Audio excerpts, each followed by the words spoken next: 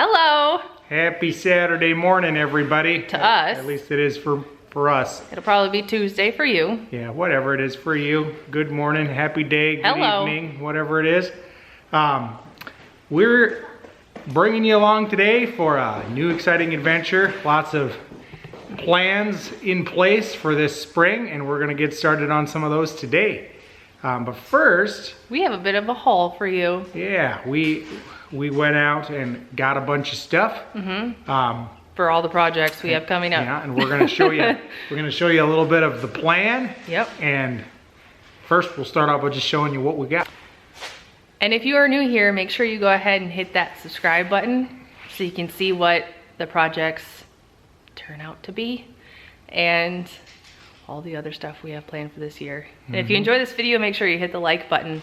Yeah, if you're looking for gardening ideas, building ideas, all of that kind of stuff. Poultry stuff. That's what we do here. See if we succeed or fail.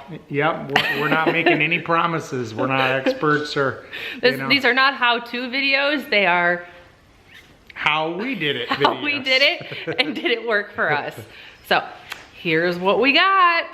Really quick, one thing I will say before we get into this haul, while Andy helps get a bike basket on, is if you're new here and you're wondering, well, why do you have all of this stuff? Well, we're starting over. I'll link the video up here on what happened. We had chicken tractors previously and we sold our property, didn't have a place to move to, didn't know if we'd be in town, out of town, ultimately what God's plan was for us. So we didn't bring any of that stuff with. We left it for our previous owner. And this is why we're here. So let's get into that. What do we have, Andy? All right. First and foremost, you'll see some lumber. This is mostly treated pine lumber. This is going to be for our chicken runs / chicken tractors for raising meat birds this year. We kind of developed a system with our chicken coop over there where we can use this for a chicken run in the fall, winter, and seasons we're not using it for chicken tractors, or during parts of the year where we're not. And then when we're using it for chicken tractors, we can take them off of our chicken run area and move them out through the grass. So that's the plan for those. I've got some 2x4x8s here. Those are going to be for the main part of the vertical structure, and then 1x4 by 12s for the main horizontal parts of the structure. Then you'll see we've also got some 4x4s, and you might be thinking, what the heck are you going to do with a 4x4 in a chicken tractor? That'll be heavy. Well, that's actually for a separate project. As you'll see, we got some 7-foot, or actually these are 8-foot long fence posts, so T-posts, and then the 4x4 posts. These are 10-footers. These are going to be going in the ground for around our garden. So we'll have a project on that. We'll bring you along for that. And we have a few different types of fencing. So in the back, you can see this is our woven wire. This is a basic woven farm wire. It is essentially for livestock. So that's going to be for the top part of our garden fence to keep out deer and whatnot. And then for the lower part of our garden fence, we've gotten some rabbit guard fencing to go on the bottom 2 feet of the fencing to help keep the smaller animals out. And the rabbit guard, if you're not familiar with it, it has smaller squares at the bottom and then they get taller up at the top. Yep. So it ain't gonna keep out things that can climb, but it'll keep out things like rabbits. And same thing with the larger fence. That's a 350-foot roll, so that'll take care of that one roll. We'll go around the whole garden and have some to spare. These were 50-foot rolls each, so we had to get 6 of those to get all the way around our garden according to our plan. And we're making it so tall because we have hordes of deer out here, and they have actually been chewing on the straw covering our garlic. So yeah, so in we general, just need to keep them from jumping into the garden. Yeah, so in general, a good rule of thumb for a deer fence is going to be about 7 foot. So these are 8-foot posts. They'll be about 1.5 to 2 feet in the ground when they're pounded in. So that'll give us about 6.5 feet above ground. Then we got a couple of packs of these T-post clips. These are pretty cheap to pick up, and they just fasten the wire to the T-posts. So that helps keep your woven wire attached to your T-post. Then we got these here. These are ceramic insulators. Now we're not gonna be, maybe we will, electrically charging the top wire around the fence post. But if we did, this will fasten the top wire to the top of the fence post. These are 10-foot posts. These are 8-foot posts. And then these are gonna go probably 4 feet in the ground at least, because we get about at least 4 foot of frost here in Minnesota a lot. So we gotta go fairly deep with our posts. So this will sit on top of our wood posts, and this will be where we fasten our start wire to, and then string it all the way around the fence, and then we leave a gap for where the gate's gonna be. So we got a few of those. Then we got some of these. These are pole barn screws for going through the steel roofing. These are actually for a separate project. I don't know if we'll bring you along for that or not. Maybe you might be interested. Let us know in the comments if you are. But we're going to put snow guards up on the roof of our shed so that we can install gutters and do a rain capture system for our garden. So we'll probably bring you along for that. But we're waiting on the snow guards themselves. Those are on order, so we have to get the shipment for those. Then we got some standard construction screws here. And this is for putting our chicken tractor together. And if you're using treated stuff, one thing to keep in mind is these are just like the zinc plated ones. They're not going to be the best for treated lumber because the treated lumber will corrode them.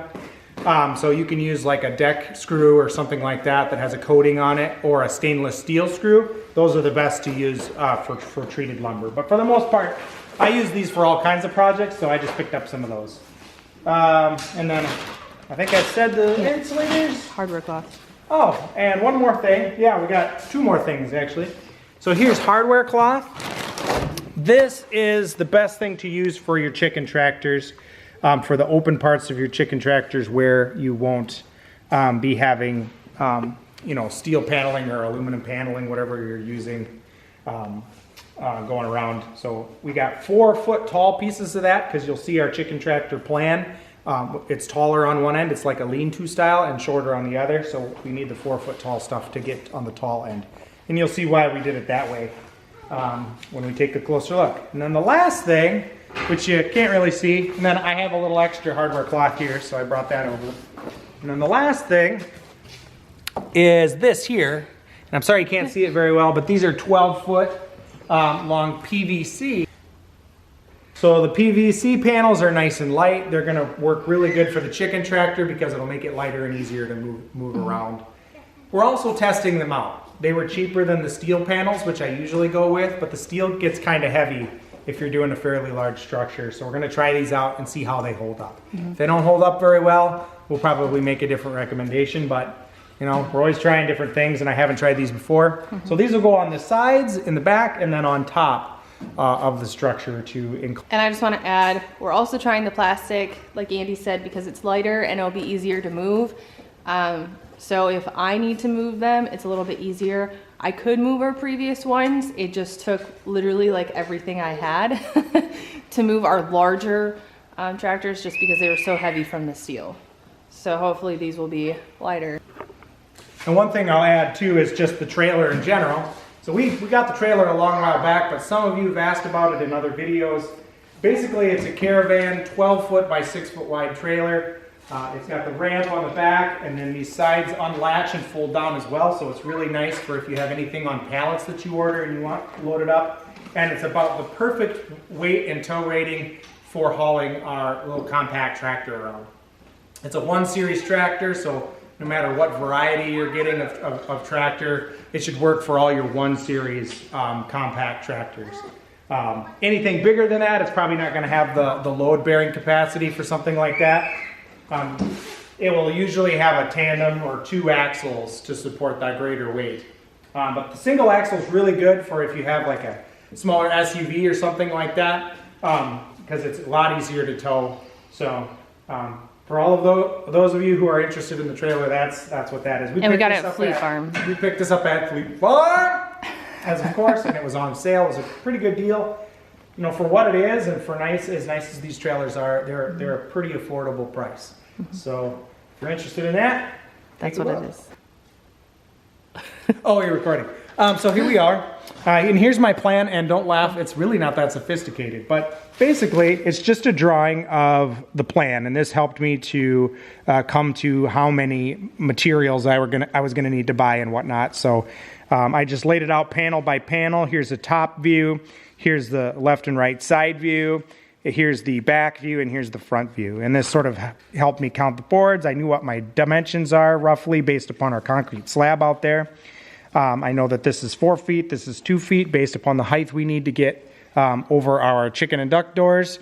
And then I also drew up a little hinge design here for how to open the back half of it so that we can get our food and water and the chickens in and out easily when it comes harvest time. So, and then I did have a drawing like this where this is just a little more not proportionate, but helped me to identify what I was going to need and how I was going to build it. So I just always start with a plan based upon my needs, and then I just draw it out to help me account for what I'm gonna need so that when I go to the store, I can get everything I need in one shot and know how much it's gonna cost me ahead of time, and I don't have to make several trips back and forth to the store in the process of building so that I can actually get it done in short order.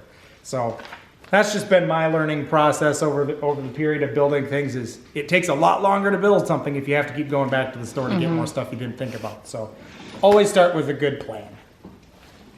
Well, there's our haul for you. Hope you enjoyed it. And if you have any questions, let us know below in the comments. Stick around for the next video though, because that will be building. Yep, the rest of this day we're going to be building, and we'll bring you along for that. It is going to be in the 60s here in Minnesota, and snow next week. 56 degrees today, so I'm taking advantage. And sunny too. Yeah, it's nice and sunny. We've got a little bit of breeze. It's a perfect day to get some work done. So kids are running around outside. That is fantastic. Oh, yeah. Got to work around your kids as well, you know. Got to bring it all in. Family time. Family time. Well, thanks for coming along, and we will see you all next time. And I hope you like the pink flamingo in the background as well. Pool time. Not yet. Not yet. Sad. Okay.